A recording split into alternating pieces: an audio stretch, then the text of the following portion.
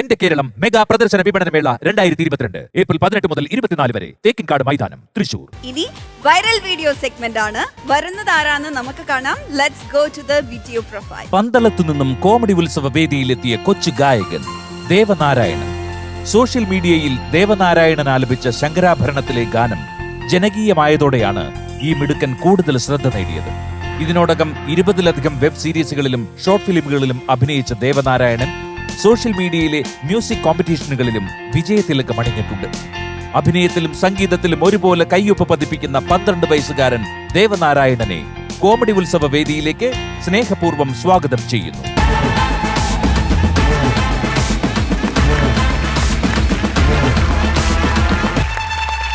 ദേവാ നമസ്കാരം. വെൽക്കം. ഓ, ഇത് ദേവനാരായണനാണോ ദേവനാരായണിയാണോ? നാരായണിയല്ല, നാരായണനാ. ആണോ? മുടി വളർത്തിയ നാരായണൻ. ദേവ, ഈ മുടി എങ്ങനെ മെയിൻറ്റെയിൻ ചെയ്യണേ? അത് പ്രത്യേകിച്ച് മെയിൻറ്റെയിൻസ് ഒന്നുമില്ല. ഷാമ്പൂ ഒക്കെ ഇടും, അത്രേ ഉള്ളൂ. എണ്ണ തേച്ച് കുളി. ആരാ സഹായിക്കണേ? അമ്മ. അമ്മ. ദേവ, ഈ സ്റ്റൈൽ അടിപൊളിയായിട്ടുണ്ട് കേട്ടോ. ഓ, താങ്ക് യു. ഇത് ആര് പറഞ്ഞിട്ടാണ് ഇങ്ങനെ ചെയ്തത്? സ്വന്തമായ സ്റ്റൈലാണോ അതോ ആരെങ്കിലും അനുകരിക്കുന്നതാണോ? ഇല്ല, ഇത് കുറെ പേരെ കാണുമല്ലോ. അപ്പൊ പിന്നെ വെബ് സീരീസ് ഒക്കെ കുറച്ച് ചെയ്യുന്നുണ്ട്. അപ്പൊ അതിന്റെ ഭാഗമായിട്ടൊക്കെ ക്യാരക്ടറിന് വേണ്ടി ഞങ്ങളെ തന്നെ മാറ്റുന്നതാണ്. അതെ. സിംഗർ മാത്രമല്ല, ഒരു ആക്ടറും കൂടിയാണ് അല്ലേ? ദേവ എന്തൊരു പാട്ടാണ് ദേവന്റെ. ഓ, താങ്ക് യു. അമ്പലത്തിന്റെ മുമ്പിലൊക്കെ നിന്നിട്ട് അല്ലേ? വിചാരിച്ചോ ഇങ്ങനെ വൈറലാവുന്നു? ഇല്ല. ആരാ അത് വൈറലാക്കിയത്? അമ്പലത്തിന്റെ കുറെ അവിടുത്തെ ഭാരവാഹികളൊക്കെ അവരെടുത്തിട്ട് പോസ്റ്റ് ചെയ്തു. ദേവന്റെ നാട് പന്തളത്താ? പന്തളം. അപ്പൊ വീടിന്റെ അടുത്തുള്ള അമ്പലമായിരുന്നു? വീടിനടുത്ത് കുറച്ച് ദൂരമേ ഉള്ളൂ. ഓക്കെ, അപ്പൊ നമുക്ക് ആ പാട്ട് കേൾക്കാം. വൈറലായ പാട്ടുണ്ട്. ഓക്കെ. ശങ്കരാ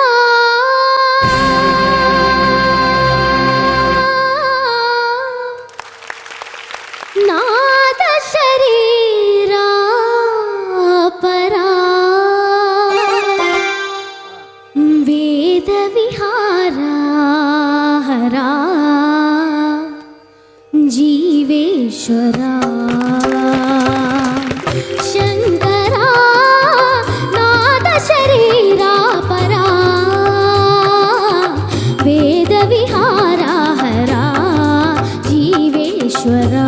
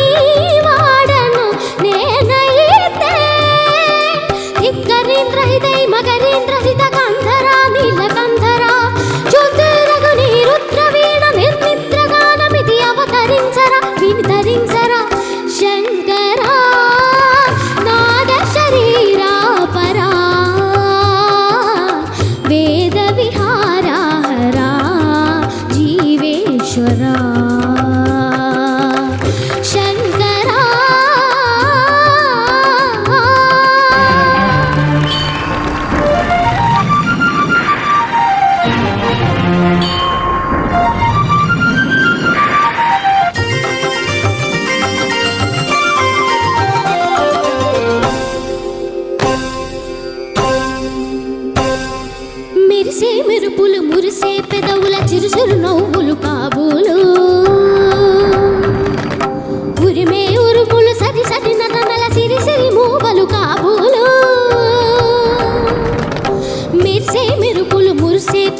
చిరు చిరు నవ్వులు కాబోలు ఉరిమే ఉరుగులు సరి సరి నటనల సిరి సిరి మూవలు కాబోలు పరవశాన శిరసు గంగా తరకు జారిన శివగంగా పరవశాన శిరసు గంగా తరకు జారిన శివగంగా నాదాల హేరునవు మునుగంగా ఆనంద వృష్టిని తడవంగా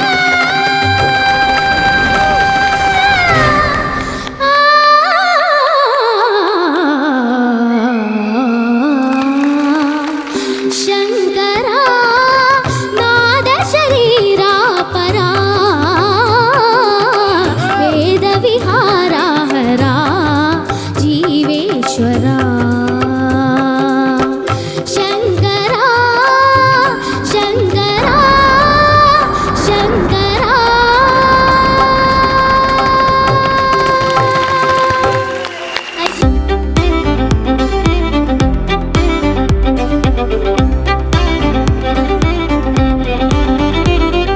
ശങ്കര പൊടിച്ചടുക്കി കളഞ്ഞല്ലോ. ഓ താങ്ക് യു ഞങ്ങളിവിടെ എന്താ കണ്ടത്? മഴയോ അതോ ഇടിവെട്ടോ അതോ പ്രളയോ? എന്തായിരുന്നു ഇത്? എങ്ങനെയാണെങ്കിൽ എന്റെ രചന, ഈ വലിയ പാട്ടുകാരുണ്ടല്ലോ, വലിയ ഉസ്താദുകള്, അവരൊക്കെ ഇതുപോലെ മുടി കെട്ടിയിട്ട് ഈ പാട്ട് പാടുന്ന കേട്ടിട്ടുണ്ട്. ഇത് വെറും പുട്ടുപോലെ അല്ലേ പറയുന്നത്? അയ്യോ ദേവാ, ഉമ്മ ഓ താങ്ക് യു ഉമ്മ.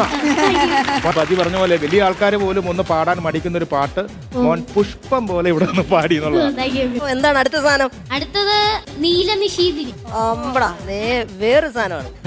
നീലനിഷീധിനിയിലേക്ക് പോവാം. ഓക്കെ നീലനിഷീദിനി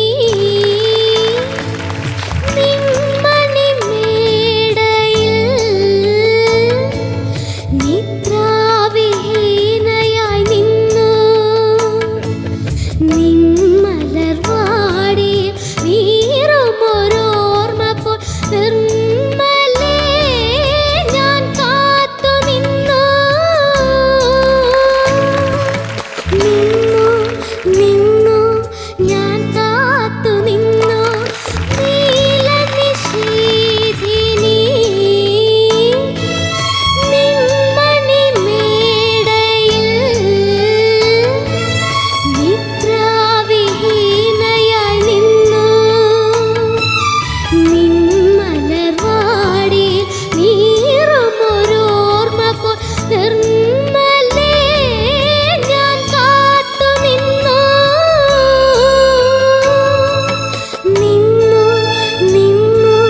ഞാൻ കാത്തു നിന്നു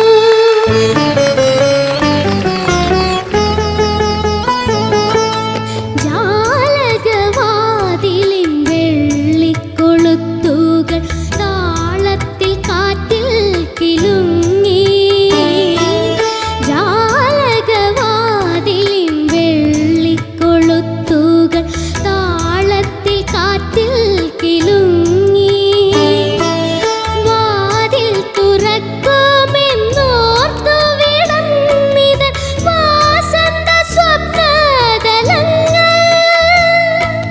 വാസന്ത സ്വപ്നതലങ്ങൾ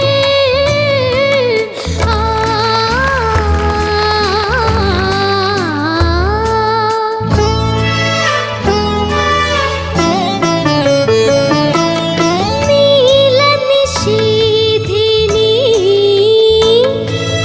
നിന്മണി മേടയിൽ നിദ്രാവിഹീനയായി നിന്നു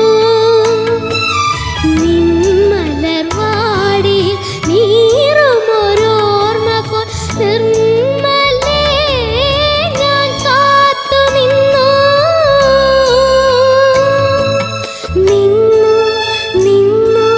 ഞാൻ കാത്തു നിന്നു